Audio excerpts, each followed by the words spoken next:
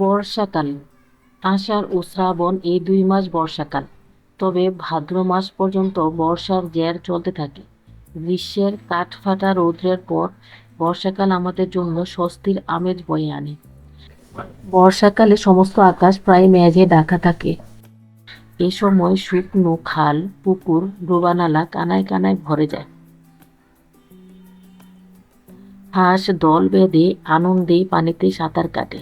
মাছ জলাশয়ে ইতস্তত বিচরণ করে।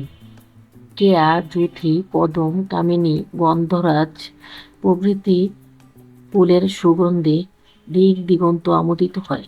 খাল, বিল, নদী, নালা পানিতে থই থই করে। সময় সময় প্রবল বর্ষণের কারণে বন্যা দেখা দেয়। গ্রামাঞ্চলের দরিদ্র শ্রমজীবীরা কাজের জন্য বের হতে পারে না বলে তাদের অর্থাভাবে পড়তে হয়।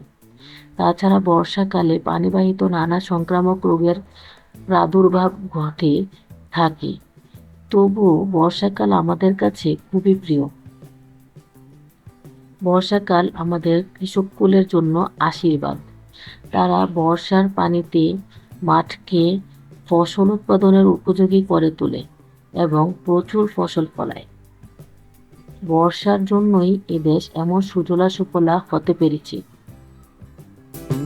Subscribe please. Thanks for watching.